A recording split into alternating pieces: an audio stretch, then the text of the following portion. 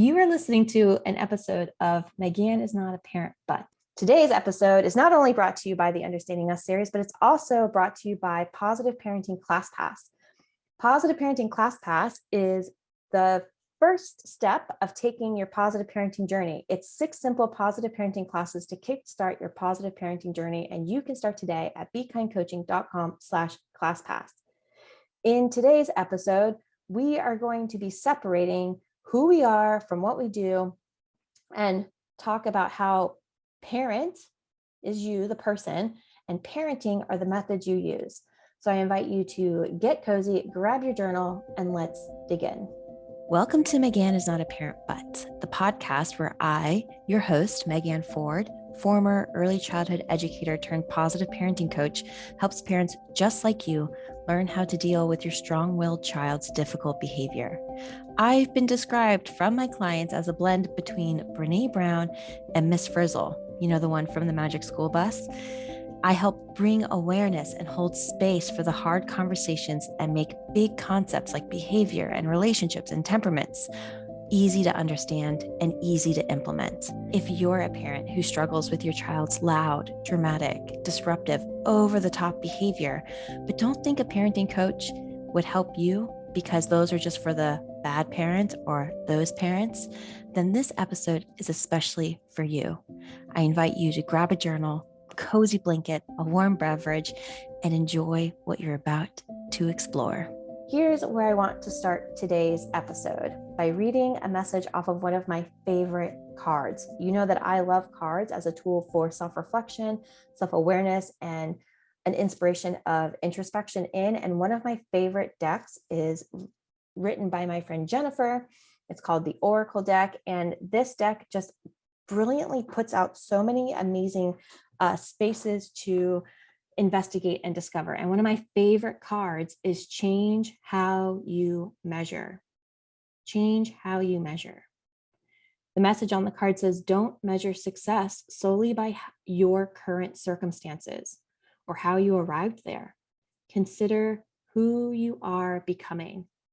And I thought, wow, this is such a perfect way to start this episode. And before I started recording this episode, I shared to the Zoom room before I hit live that today's episode came together perfectly in alignment to the second day of the Understanding Us series, because that's a question I posed to the Understanding Us participants. Have you reflected on how you were parented? Have you reflected on how you're currently parenting? And then how are you blending those together to build your future relationships? So focusing on who are you becoming? So I am going and taking that into this episode, where today we're going to be separating who you are or who we are from what you do or from what we do, and start to consider, who are we becoming? Who am I becoming? Who are you becoming? Who are we becoming in this relationship? So where I wanted to start this conversation is by sharing with you one of my most asked questions, like one of my FAQs. When someone joins either a TikTok live, an Instagram live, they come into the community, one of the first questions is, how many children do you have? Or are you a parent yourself? Maybe you listening now, maybe you've actually had that same question too come up. Maybe you've been like, I wonder how many kids she has, because she's making this seem like really easy, right? It's like, has she even worked with kids, right? And I've started getting into the habit where I start to ask the community to answer these questions. So whenever someone comes in, like someone came in last week, actually on Sunday night, someone came into an Instagram live and they asked it. They said, how many kids do you have? And I, again, as this habit comes, I posed it to the community and I screenshotted the answers of Casey and Stephanie, because I was like, oof, they just answer it so perfectly.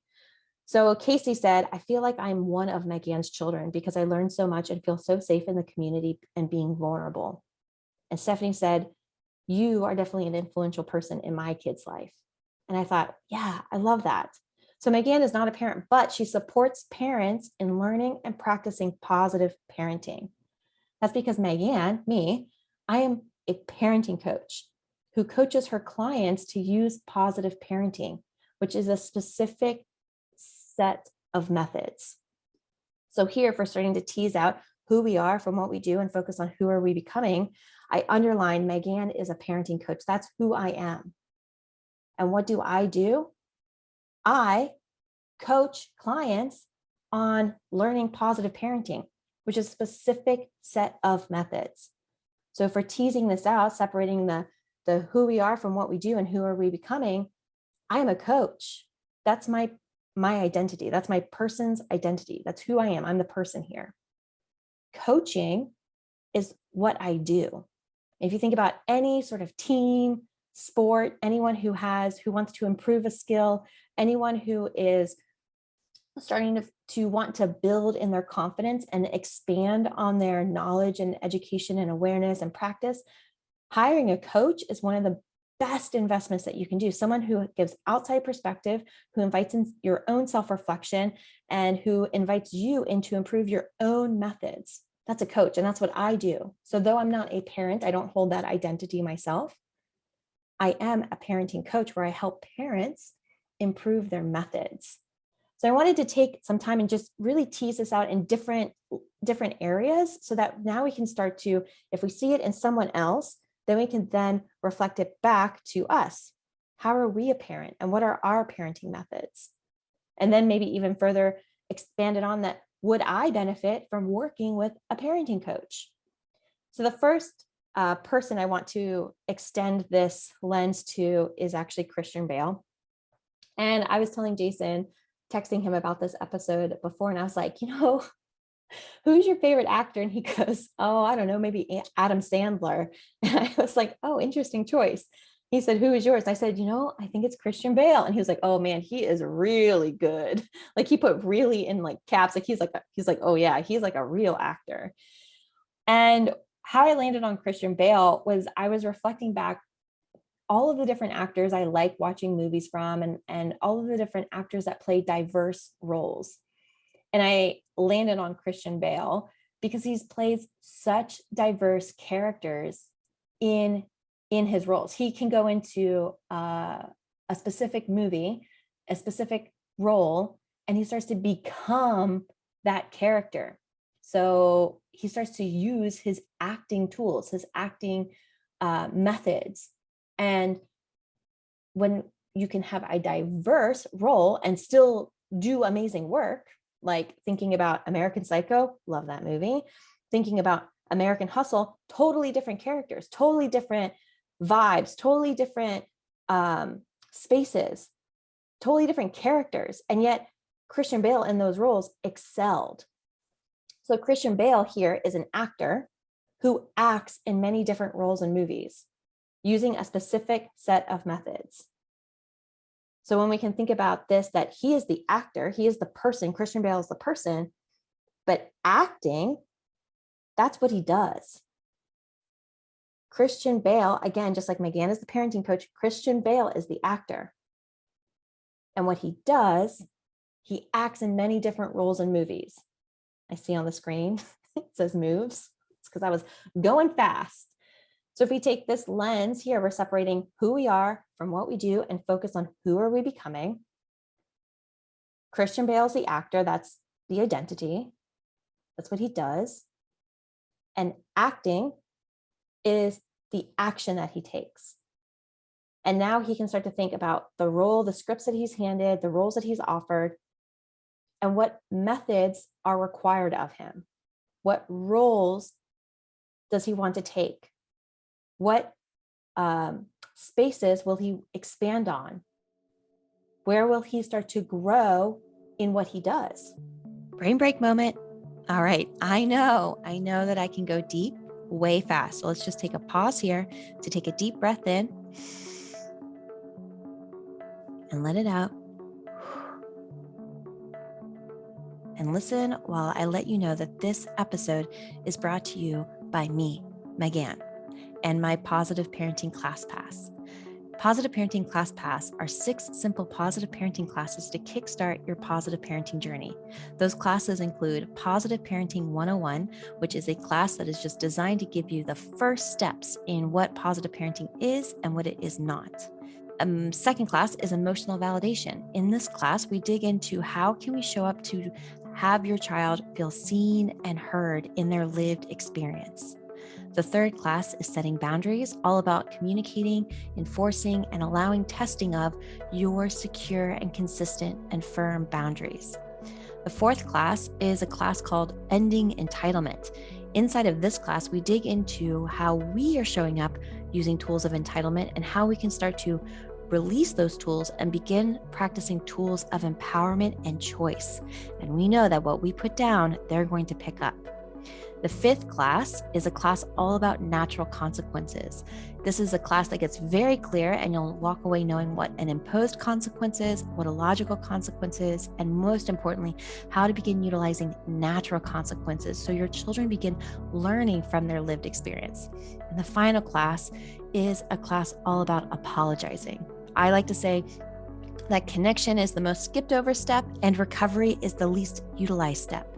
So in that step, you'll start to learn how to show up and use impactful and effective apologies so that your child knows that you see them and hear them and care about them. If you are looking to begin your journey today, then I highly encourage you go to bekindcoaching.com/classpass and dig into the classes starting today. As my free gift, you will receive Raising Respectful Kids, which is my 3-part video series all about how to stop focusing on adding on more decorations to your child and to you and to your relationship, and instead starting to reinforce and build a solid and secure foundation together. I can't wait to hear all of your amazing wins from the steps that you take inside of Positive Parenting ClassPass. All right, ready to get back to our episode? Before we get back, let's take one more deep breath together. And take a deep breath in and let it out. And let's go. So I was thinking about it, like, again, in this actor space, like, okay, we can separate the actor from the action, who they are from what they do and the roles that they take. We can also see this again in sports. I mentioned sports earlier, but when I was thinking about who in sports would I like to highlight, I came up with Michael Jordan. And I thought about Michael Jordan in a couple different ways, but Michael Jordan is the best of the best in basketball. He is a player who plays many different games using a specific set of methods. When he was in basketball, I don't know if you've watched his documentary. The title of it is, it's evading my mind right now. But his documentary showed his whole life, showed his journey to it, showed who he was as a basketball player.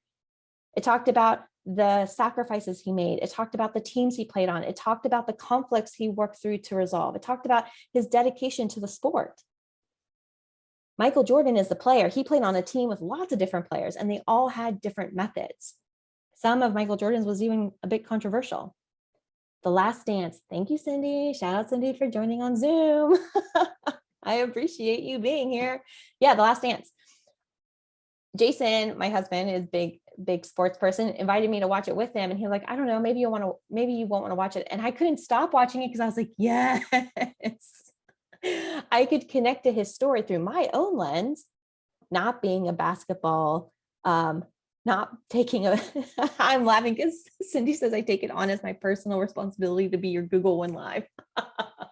Well, thank you.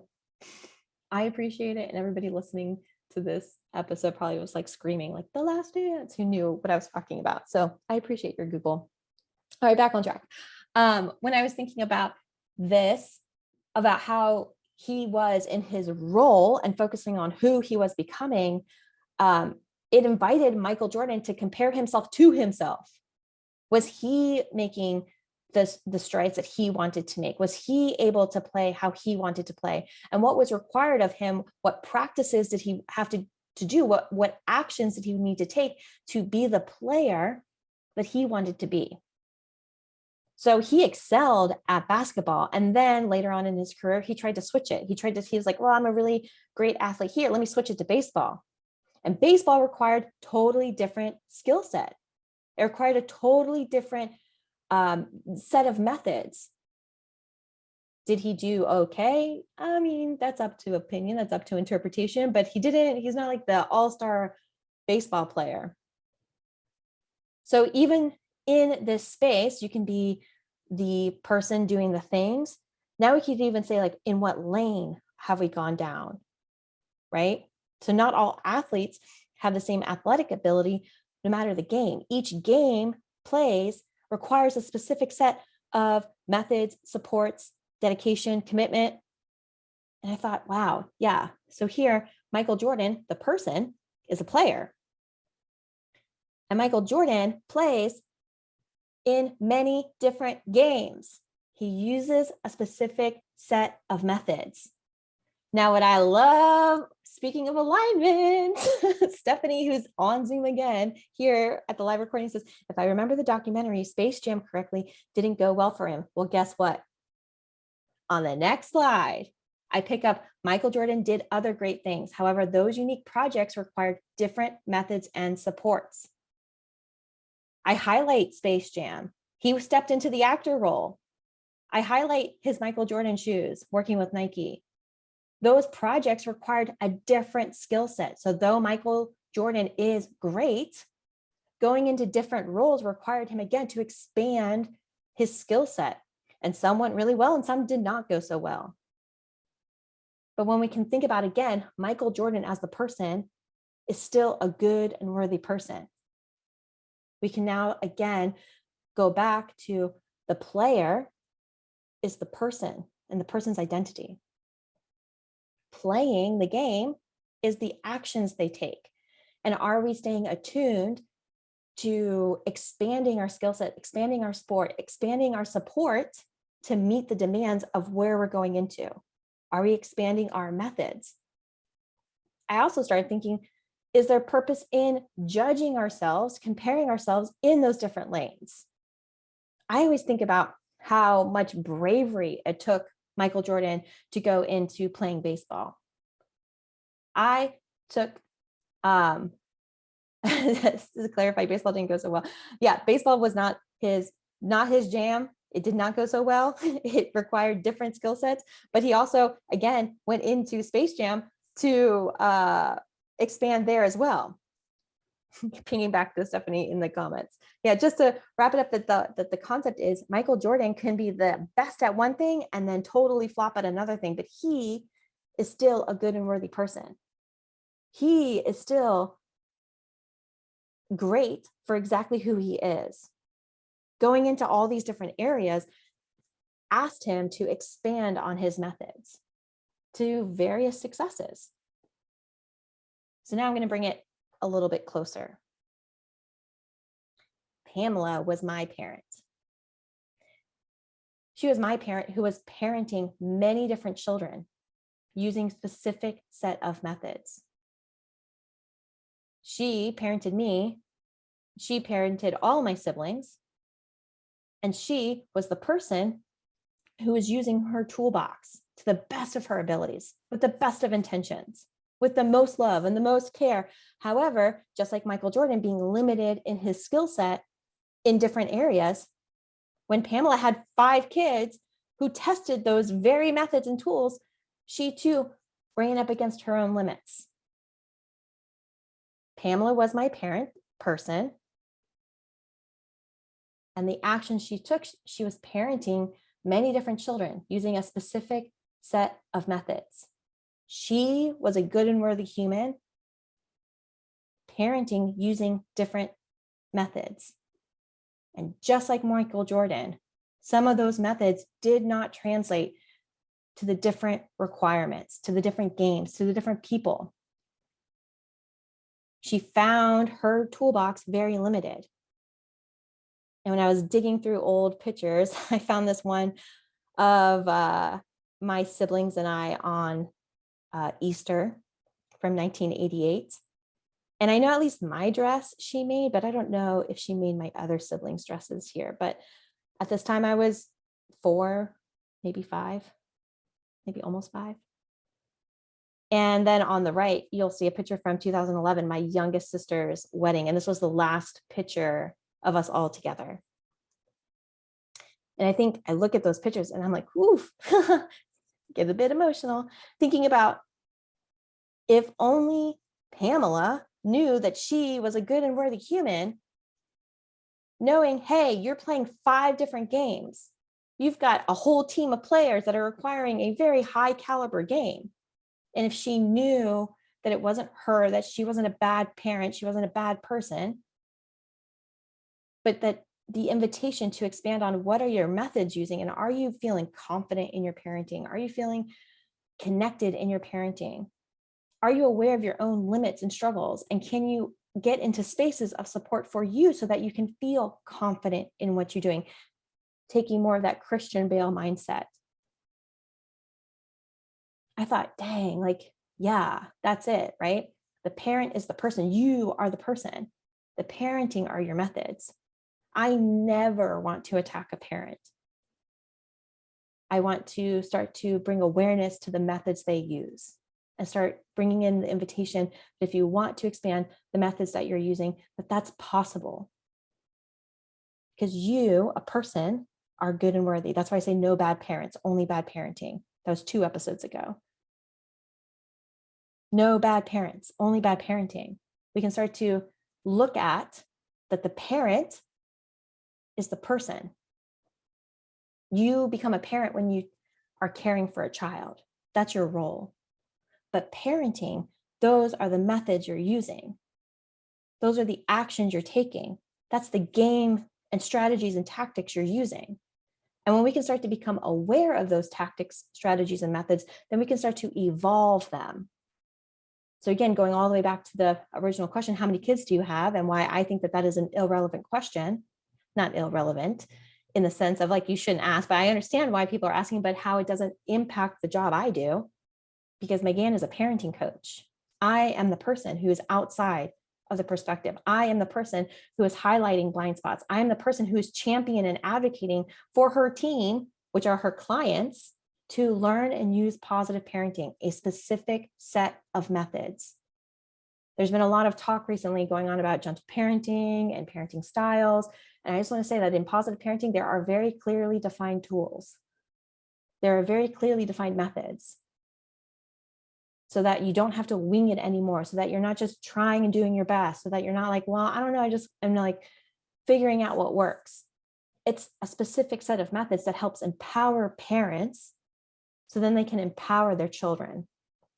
I want to call out Chelsea yesterday in the first day of the Understanding Us series, going through the invitation of what is hard and what is easy. And she shared that bedtime was once very challenging. And now she was like, wow, it's on the easy list. And I asked her, I said, well, what got you there? And she was like, boundaries. She said, routines. She said, agreements, validation, all these tools that she could say, hey, I'm doing this. And stepping into that space of like, I'm no longer winging it. I'm no longer just doing my best. I have a skill set now that I'm expanding on. And I think that that is chef's kiss. It's amazing. So now I'm going to take it to you. You are a parent who parents your children, and you are using a specific set of methods. The methods in the good times and the methods in the messy times. My role as a parenting coach is to help expand you and your methods during those times so that you feel confident, so you feel safe, so you feel able to and capable to resolve that conflict in empowering and positive ways. Are you aware of the methods you use? Are you aware of the methods that leave you feeling proud, that leave you feeling confident, that leave you feeling empowered? And are you aware of the ineffective methods, the methods that you feel guilt for, the methods that you're like, oh, I wish I wasn't doing that, the methods that were like, oh, this isn't working? And are you aware that you as a parent or caregiver listening to this now, you are the person. You are a good and worthy person just by being alive right now. But the space that I want to bring, illuminate and invite in some very critical assessment is the parenting, the methods that you're using to achieve the goal. So in closing, we're going to start to wrap up now. In closing, I want to invite you to consider what feels easy in parenting. And I'm saying the good, the bad, and the ugly. What feels very easy? Yesterday on the support call, we talked about how it's easy for us to flip and yell, that might be something that comes easy, while also connecting, cuddling, celebrating, playing, that too might feel easy. There may be times that the thing that feels easy sometimes feels hard, and I invite us to get curious to that. What's different in that? Why is it sometimes it feels easy and sometimes it feels hard? On the flip side of this easy conversation is what feels hard in parenting. Is patience hard? Is slowing down hard? Is validating hard? Is it all hard? Are there times when it's hard that we can connect back and be like, well, actually, it did feel easy here. And then we can get curious about that. What is different there? Another question I'm going to pose to you and invite you in is, do you compare yourself to other parents? Do you compare your game to others' games? Circling back to Michael Jordan again. Something I remember is that he compared himself to himself. There are lots of different players playing this game, and they're using lots of different methods. And so my invitation to you is to not compare yourself to other parents who have different children, who have different requirements, who have different temperaments, who have different life experiences, who have different tools in their toolbox. I invite you to bring it closer home and start comparing yourself to yourself. Are you handling those moments how you feel confident? Are you getting into spaces that help you connect back to you? It reminds me of yesterday's morning ritual where we talked about self-trust. Are we cultivating self-trust? It's my timer saying, wrap up, MegAnne. And finally, I want you to ask yourself what supports you in feeling confident and empowered in your parenting. What supports you to play the game that you want to play? What supports you in having the relationship and becoming the parent that you feel proud of? That's what I want to explore. That's what I help parents do, that is, how can we get into spaces that empower you to connect back to you? Thank you. Thank you for tuning in and staying to the end. My mission in life is to help support parents in feeling supported and empowered in doing this work. This podcast, my Facebook community, all of my programs and book club all help parents work through the phases of awareness, education, and practice. And so if you are ready for the next step, I encourage you to check out Positive Parenting ClassPass. More specifically, the first class, Positive Parenting 101. Inside of this 45-minute class, you'll learn more about what positive parenting is and isn't, so that you can start putting down the tools with negative impacts and start replacing them with positive parenting tools, which we know now is not you, it's the methods we use. As my free gift to you when you join, you'll receive Raising Respectful Kids as a free bonus, which is my 3-part video series, helping you reinforce a solid foundation together. If you are interested in getting started, I encourage you to go check everything out at bekindcoaching.com/classpass. Thank you again for being here, and I cannot wait to see you next time. Bye, friends.